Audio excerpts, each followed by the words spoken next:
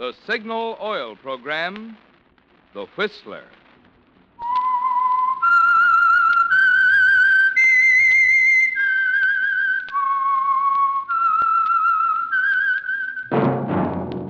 That whistle is your signal for the Signal Oil Program, The Whistler.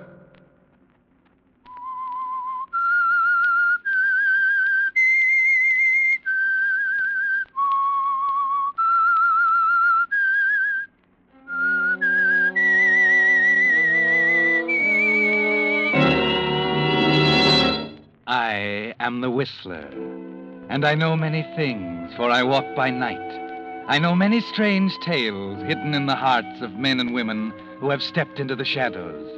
Yes, I know the nameless terrors of which they dare not speak.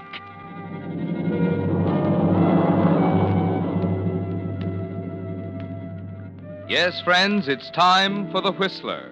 Rated by independent research, the most popular West Coast program in radio history. And remember, let every traffic signal remind you, with new Signal gasoline, you do go farther than ever. Look for the familiar big yellow and black circle sign that identifies those popular Signal service stations in 7 western states from Canada to Mexico. And now the Whistler's strange story, The Trigger Man.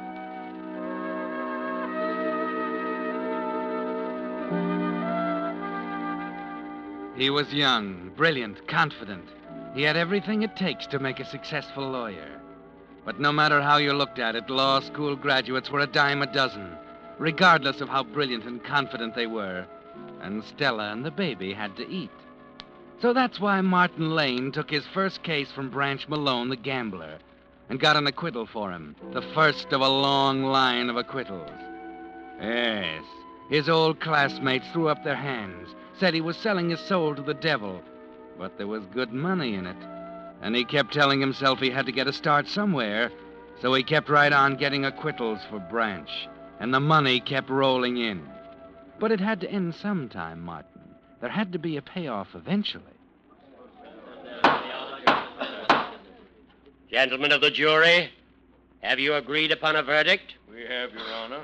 How do you find? We find the defendant not guilty. Very well. The clerk will record the verdict of the jury. The defendant is discharged from custody. Jury dismissed for the day. Court stands adjourned till tomorrow. Oh, Mr. Lane. You wanted me, Your Honor? Yes, Mr. Lane. I wanted to compliment you on the way you handled the case. Well, I did my best, Your Honor. It was more than enough. Is that all, sir? Mr. Lane, I know it isn't any business of mine. What's that? There's something I'd like to caution you about. Oh? I don't like to see a clean-cut young fellow like you getting mixed up regularly with an out-and-out criminal like Branch Malone. I appreciate your interest in me, Your Honor, but I'm afraid I'm... You're not impressed. Is that it? You've got what it takes, Mr. Lane. But I've seen it happen time and again. A boy gets a start, wants to go places, gets mixed up with a criminal crowd, and it's all over. Is that all, Your Honor? Yes, Lane, that's all. Very well. Good day. Good day. Hello, Lane. Oh, hello, Lieutenant. Congratulations. Thanks. You know, sometimes I'm sorry I'm on the force. Yeah? Yeah, fussing around with the small stuff like homicides when I could be doing some great work like you are. Upholding the right, rushing to defend poor innocent little guys like Branch Malone. Well, there seems to be lecture day at the Hall of Justice. Justice? You can buy and sell it like a sack of potatoes. You better run along, Radigan. I've got an appointment. Yeah, I saw him. Malone the Mighty. He's waiting outside for your payoff. Okay, Radigan. Just a minute, Martin. I got a tip for you about cops. Don't give us the brush off, because one of these days you're going to need us. Guys who play bang-bang with the big boys usually do. Suppose we make that our little thought for the day. All right, Martin. It's all right.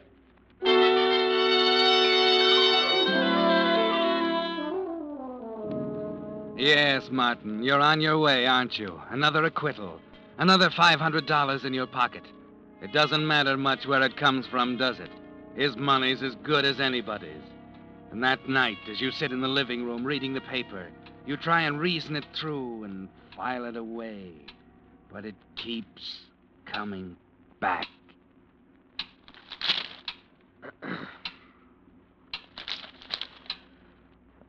Stella, Yes, Martin? is anything wrong? No. I thought something might be bothering you. No, there's nothing, Martin. I thought you'd be happy about the case and everything. We can buy that dining room set now. Yes, we can. It was an easy case. $500 for an afternoon's work. It's not bad. No, not bad. There's nothing to it. State's evidence was insufficient. One of their witnesses didn't show up. Same as the time before. Yeah. And they found the witness at the bottom of the river 3 days later. Well, I can't help that. No, I suppose you can't. Well, Stella, you're not suggesting I drop him, are you?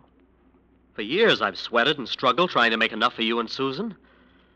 It's my business to defend him. A lawyer isn't a criminal just because he defends a criminal. That's right, isn't it? You're defending yourself now, aren't you? Oh, now, wait a minute. I'm not going through that again. I've told you 100 times. I'll get it. Hello? Oh, yes, Branch. What's up? Oh, gee, that's tough. Sure, I'll be glad to. Uh-huh. Yeah, sure, I'll do it right away. What does he want now? He wants me to meet a friend of his and rush him home. His boy was just run over. Oh, how terrible. Branch isn't so good at this sort of thing. He wants me to tell the fella and take him home. That's funny. Don't worry, darling. You've just got the jitters. I'll be right back.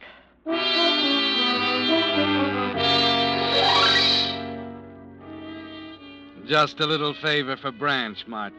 It's the least you can do, isn't it? The tavern's only a few blocks away, and you arrive a few minutes later to find Mr. Williams in a booth at the rear. Are you Mr. Williams? What do you want? I'm sorry. I'm afraid I have some bad news. You are Mr. Williams, aren't you? What's on your mind? Your son. Lenny? Yeah. What's happened? Quick, tell me. Now, try to be calm, Mr. Williams. He's had an accident. What? What are you... Lenny? He was run over. My Lenny? How? How did it happen? That's all I know about it. I'm terribly sorry. Where is he? Where is he? I've got to go to him. He's home. Oh, Lord. My poor Lenny. If I can help you, my car's right outside. Thanks. Come on.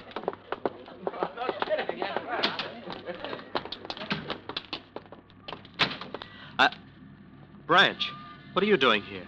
Little business deal, Martin. All right, Williams, get in. No. No, Branch. I'll give you every cent I've got. Please, Branch. I heard that before. Get in. I'll do anything you want, honest. But put that away. Don't make me. I won't, Branch. I won't get in. Suit yourself, Williams. Oh! Get in, Martin. Hear what I said? Get in. You shot him. I said get in. I'll take the wheel.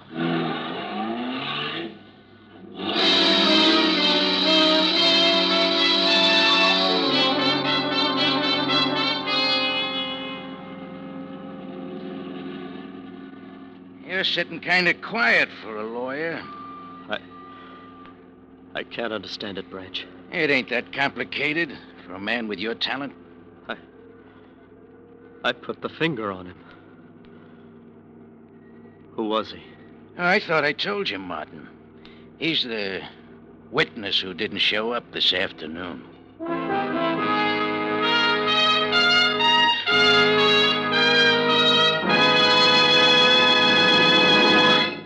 With the prologue of The Trigger Man, the Signal Oil Company brings you another strange tale by The Whistler. You hear people say there's a reason for everything. Well, there's certainly a reason why in just 14 years the Signal Oil Organization has grown from a mere handful of stations in Southern California to almost 2,000 dealers serving 7 western states from Canada to Mexico. Briefly, that reason is quality of product. 14 years ago, it was Signal Oil Company that introduced the first guaranteed anti-knock gasoline at no extra price. And since then, Signal gasoline has been constantly improved to give you the benefit of every latest development in the automotive and petroleum industry. In today's new Signal gasoline, for instance, the atoms in gasoline molecules have actually been rearranged to create amazing new power. Power that not only helps you enjoy quicker starting, faster pickup, and quieter anti-knock performance from your car, but also helps you go farther than ever on each gallon of Signal. So you see, there's good reason for the swing to Signal, good reason for you to get acquainted soon with the friendly station in your neighborhood displaying Signal's familiar yellow and black circle sign. And now, back to the Whistler.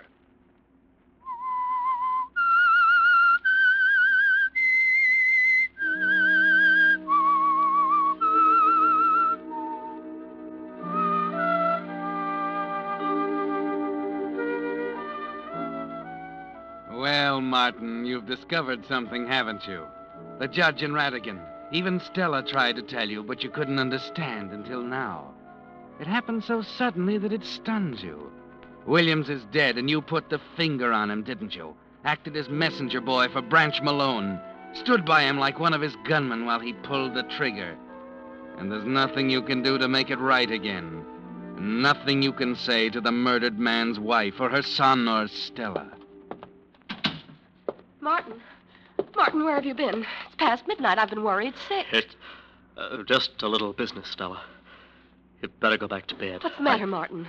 You're white as a sheet. Nothing. What was it? Tell me. Nothing, I said. I just had a talk with Branch, that's all. Now, go to bed. All right, Martin. I'm sorry.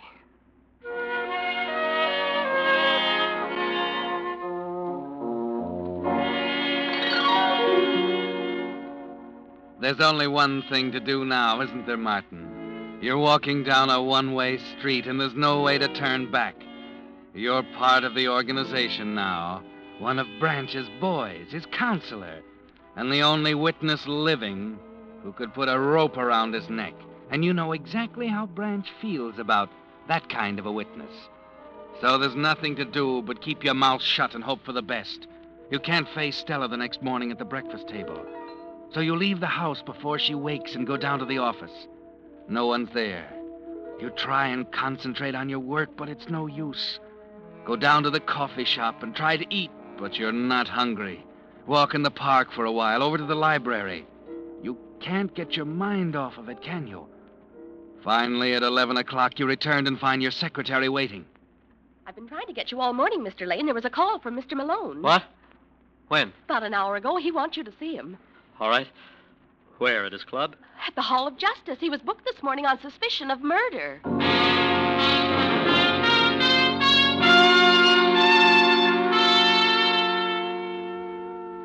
What happened, Branch? I thought you might know, Counselor. What do you mean? There was a tip-off last night. What? Yeah. Know anything about it? Oh, now, wait a minute, Branch. Don't look at me. Well, you don't think I didn't say nothing. Well, listen, I'd be crazy to do anything like that, Branch. Sure you would. That's what I told Spike. Spike? My trigger man, Martin. Don't believe you ever met Spike, did you? No. Nice guy to have on your side when you're in a spot. We were trying to figure out if any witnesses might have been around last night. Any besides you, I mean. What's the matter, Counselor? Nothing. It's just been a little tough on me, Branch. Sure. You know how I feel about witnesses, Martin. Listen, believe me, I'm not going to talk. I won't say anything. That's what I told Spike. What do you mean? And Spike, he said to me, don't worry if they pick you up, boss. Where there's no witnesses, there's no case. You can figure that one out for yourself, Counselor. But, Branch... There won't be any prosecution witnesses, Martin, because you're the only one. And you ain't going to be on the witness stand. You're going to defend me just like before. Only this time, Spike's going to be real interested in how you're doing. Get it?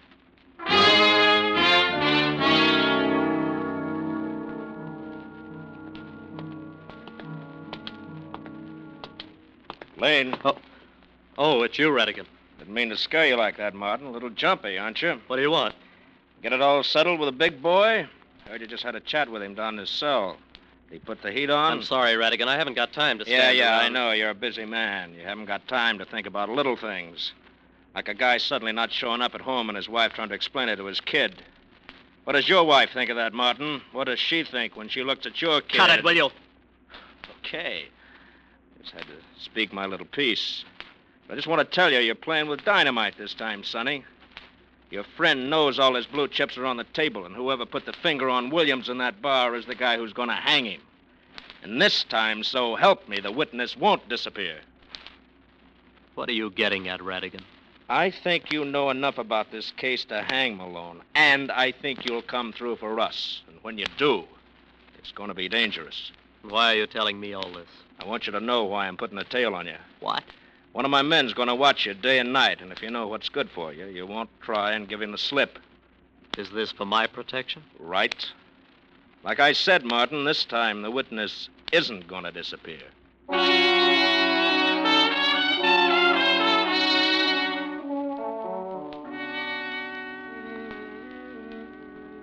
That puts it up to you, doesn't it, Martin? You can take your choice. Go along with Branch and toss the rest of your life into the ash can.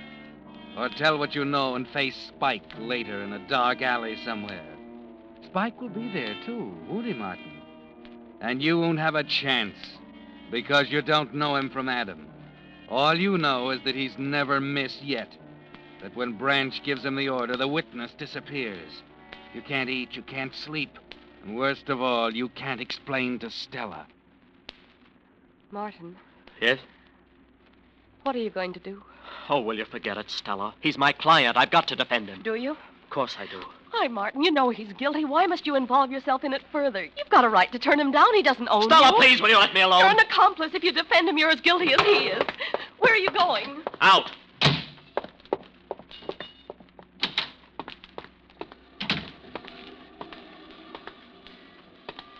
Come on, Joe. We may as well be sociable. I'm sorry, mister. I don't Radigan think you- told me. Wonder why he doesn't tell me these things. By the way, my name isn't Joe. What is it? Ed Morris. Okay, Ed. I saw you following me all afternoon. Well, I thought you did. I thought I'd walk around the block. That is, if you don't mind. Why not?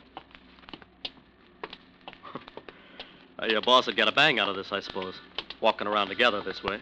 He just said to keep an eye on you. He didn't care how. Is that all he said?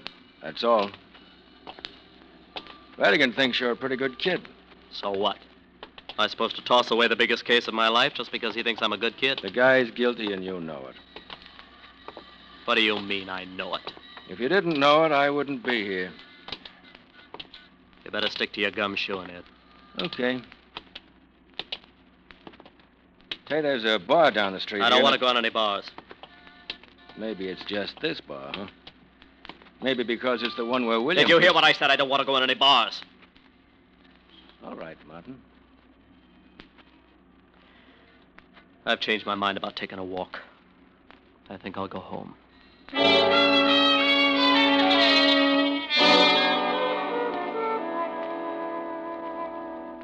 Yes, Martin, you're on a one-way street, a blind alley. There's no way to turn now, and there's a blank wall at the end. You've got to take the case. It's more than a matter of right and wrong. Yes, Martin. At this point, it's life or death. So you go to work on it. Visit Branch every day in his cell. Spend nights at the office preparing the case, plugging loopholes, anticipating points the prosecution is sure to bring out, making it another sure thing for Branch. You have 2 weeks until the arraignment, and Branch wants bail. 2 weeks without sleep, forgetting to eat, until you're almost ready to crack. And worst of all, you can't tell Stella. There's no way to make her understand.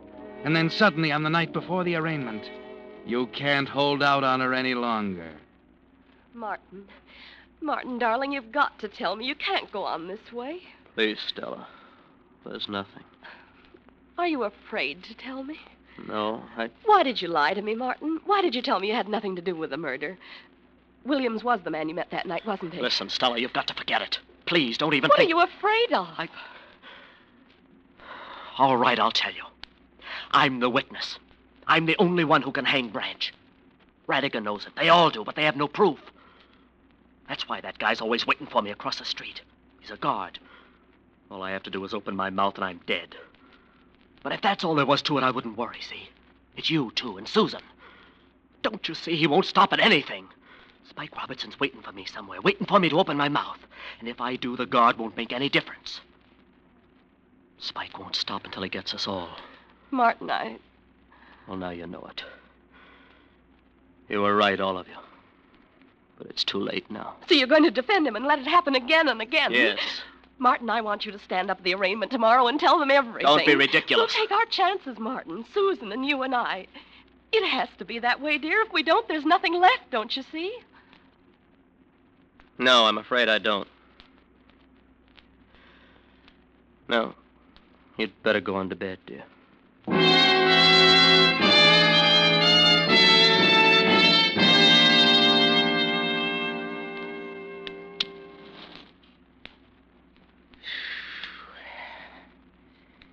Yeah, you and me are going to do big things together, Martin.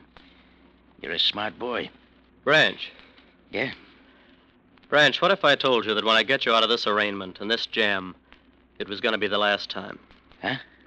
That if I get you out of this one, we're all washed up. What do you mean, if, Martin? All right, when I get you out of this one. How long you been thinking this over? Oh, I don't know. 'Cause I don't like it, Martin. You just don't run out on this kind of a partnership. Not when a guy knows as much as you do. Well, I'm not going to talk if that's what's worrying you. Oh, you're wrong, Martin. I ain't worried. And okay, it's the last time if you want it that way. Of course, you won't be taking cases from anyone else either, but if you say it's the last time, there's nothing I can do but... What do you mean, Branch? I ain't in charge of ending partnerships, Martin. I leave that up to Spike.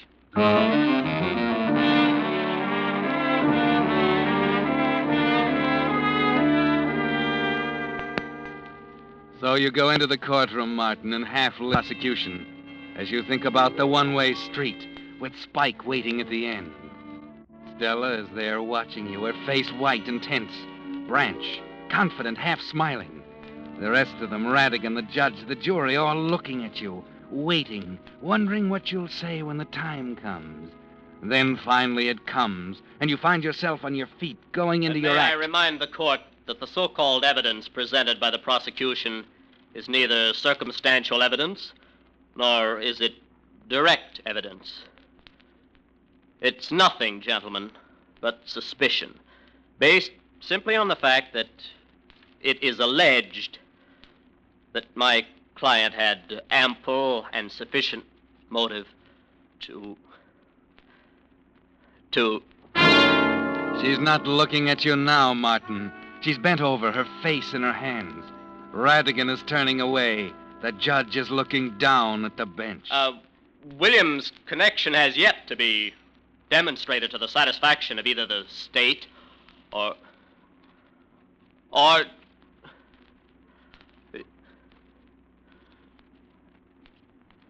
I can't go on, Your Honor. I ask that the court disqualify me as counsel for the defense and offer myself as principal witness for the prosecution. Martin. Oh, Martin, darling. I knew you'd do it, kid. I knew it. Thanks, Radigan. Thanks.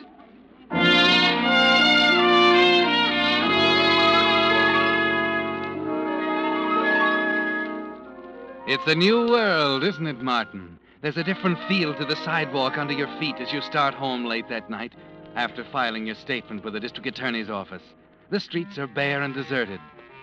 Just you and Ed Morris, Radigan's guard. Well, I missed you when I left the courthouse, Ed. I was there, don't worry. Well, looks like you've got a job on your hands now. I'm ready. That was quite a thing you pulled. I thought Malone was going to pass out in his chair.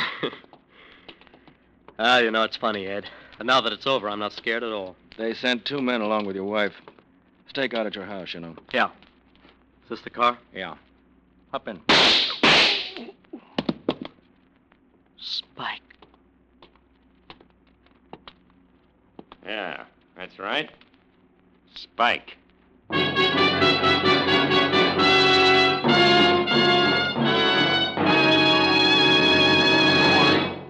The Whistler will return in just a moment with a strange ending of tonight's story.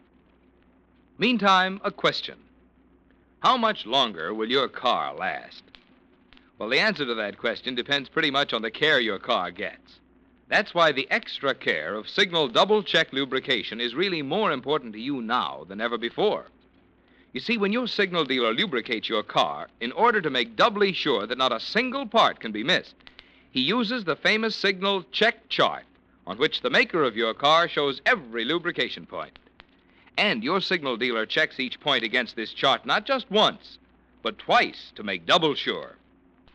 What's more, he uses 9 special types of Signal lubricants, so each part on your car gets the exact type of protection it needs. Yes, there is a difference in a Signal double-check lubrication, a difference that can spell longer, trouble-free miles for your car. If it's been 1,000 miles or 2 months since last lubrication, there's no better life assurance you can give your car than to drive into one of the friendly stations displaying Signal's yellow and black circle sign for a Signal double-check lubrication. And now, back to the Whistler.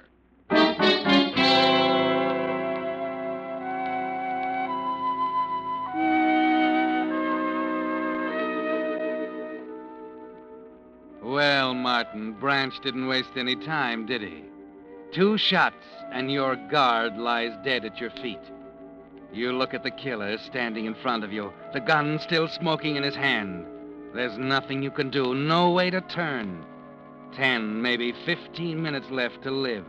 Long enough for him to take you to a lonely spot on the highway and make another witness disappear. Then, strangely, you find yourself thinking of the deposition, safe in the district attorney's office. And, stranger still, you discover you still aren't afraid. No use checking him. He's dead. Yeah. I don't miss very often. Oh, what do we do now? Well, maybe we better get in the car and hustle him over to the morgue. What are you talking about? That's what we usually do with the stiffs. I don't get it, Spike. Spike? Yeah? You know Radigan was putting a tail on you, didn't you? Well, sure I did, but... That's me, Stanley, DA's office. The guy in the gutter you've been palling around with for 2 weeks is Spike.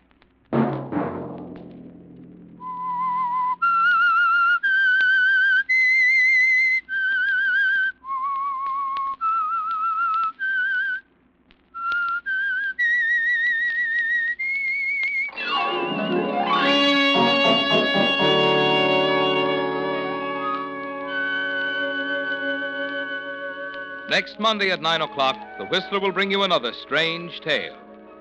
The Whistler is broadcast for your entertainment by the marketers of Signal gasoline and motor oil and fine quality automotive accessories, and by your neighborhood Signal dealer.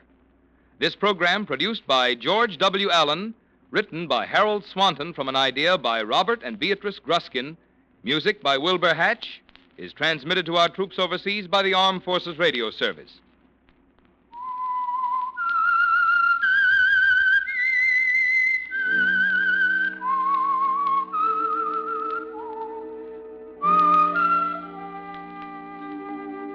That whistle is your signal for the Signal Oil program, The Whistler.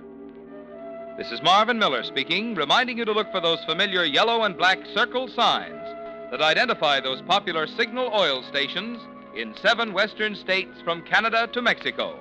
This is CBS, the Columbia Broadcasting System.